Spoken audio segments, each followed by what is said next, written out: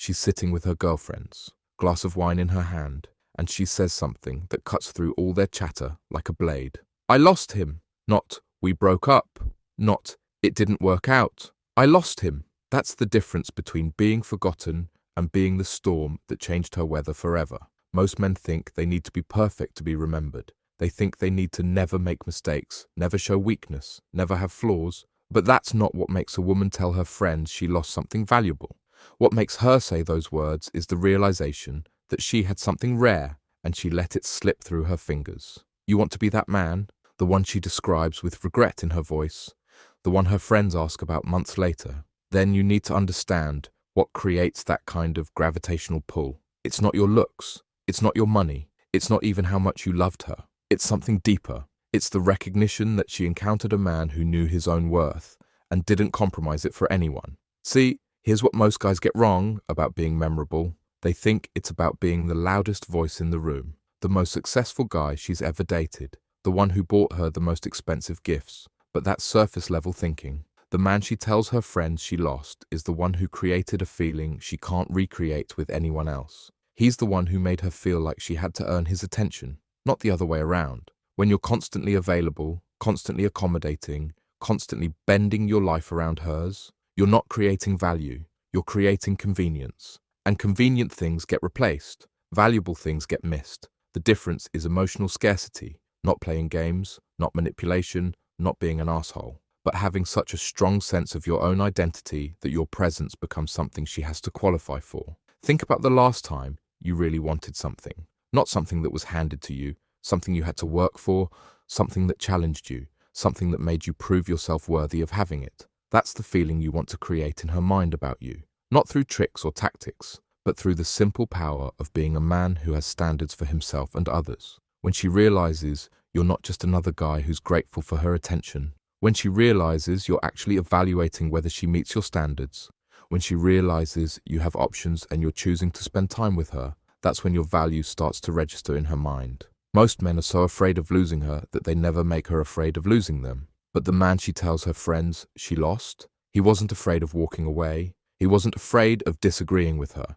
He wasn't afraid of having his own opinions, his own goals, his own life that didn't revolve around her. This doesn't mean being cold. This doesn't mean being unavailable. This doesn't mean being emotionally distant. It means being secure enough in yourself that you don't need her validation to feel complete. When a woman can tell that you're whole without her, that's when she starts wanting to be part of your wholeness. But when she can sense that you need her to feel good about yourself, that's when she starts pulling away. It's counterintuitive, but it's true. The more you need her, the less she wants you.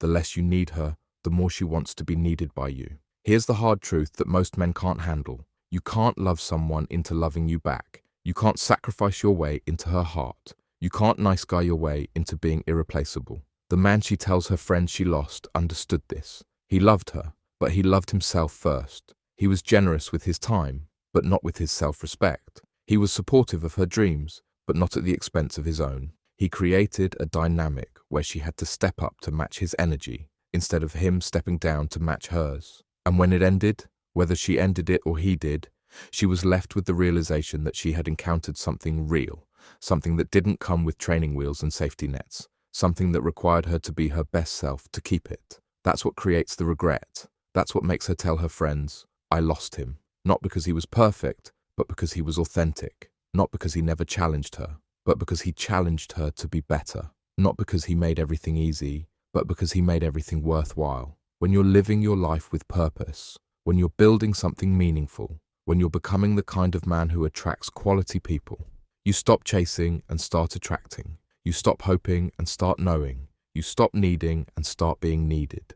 And that shift, that transformation from needy to valuable, that's what stays with her. Long after you're gone, long after she's with someone else, she'll remember the man who knew his worth, the man who didn't compromise his standards, the man who made her work for something instead of handing it to her for free. Years later, when she's settling for less than what she had with you, when she's with someone who worships the ground she walks on but doesn't challenge her to grow, when she's comfortable but not inspired, she'll think about you, and she'll tell her friends about the one that got away. Not because you were perfect, but because you were real. Not because you were easy, but because you were worth it. Don't chase her attention, command it. Don't beg for her love, earn it. Don't lower your standards to keep her. Raise them to attract her. Be the man she tells her friends she lost. Because a man worth losing is a man worth finding.